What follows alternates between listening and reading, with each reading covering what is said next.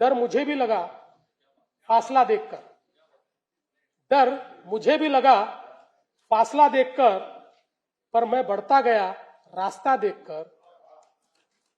खुद ब खुद मेरे नजदीक आती गई मेरी मंजिल मेरा हौसला देखकर।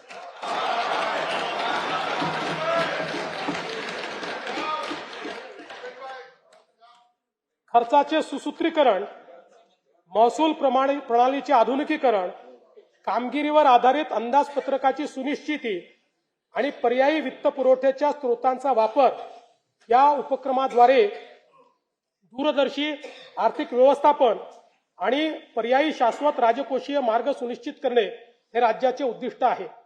विकसित महाराष्ट्र 2047 चे स्वप्न साकार करण्यासाठी सार्वजनिक गुंतवणुकीबरोबर खासगी गुंतवणुकीची आवश्यकता आहे। त्याकरिता महाराष्ट्र सार्वजनिक खासगी भागीदारी धोरणास मान्यता देण्यात आली आहे। या धोरणामुळे राज्यातील पायाभूत सुविधांच्या विकासासाठी मोठ्या प्रमाणावर भांडवल उपलब्ध होऊन अर्थव्यवस्थेला गती मिळेल।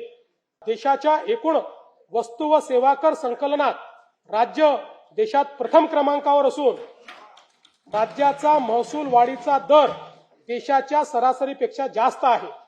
वस्तू व सेवा कर दराच्या पुनर्रचनेमुळे उत्पादन व उपभोग यामध्ये सकारात्मक वाढीचा कल दिसून येतो आहे। सन 2025-26 च्या अंदाजपत्रकात 5,60,964 कोटी रुपये महसुली जमा अपेक्षित केली होती। महसुली जमेचे सुधारित अंदाज हे 6,01,489 कोटी रुपये निश्चित करण्यात आले आहे। 6,01,489 कोटी। सन 2025-26 च्या एकूण खर्चाचे अर्थसंकल्पीय अंदाज 7,20,00,000 कोटी रुपये व सुधारित अंदाज 7,55,920 कोटी रुपये असून भांडवली व कल्याणकारी योजनांवरील खर्चात झालेल्या वाढीमुळे सन 2025-26 या वर्षाच्या एकूण खर्चाच्या सुधारित अंदाजात वाढ करण्यात आली आहे।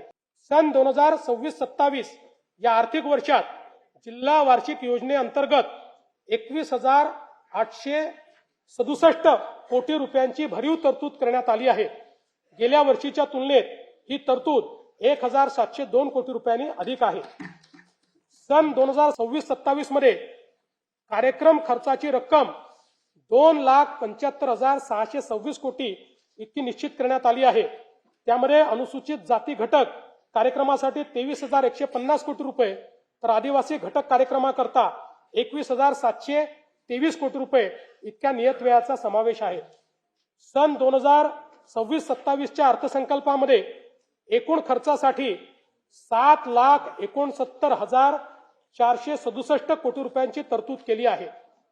सन 2026-27 च्या अर्थसंकल्पामध्ये महसुली जमा 6,16,099 कोटी रुपये तर महसुली खर्च 6,56,651 कोटी रुपये अंदाजित केला आहे।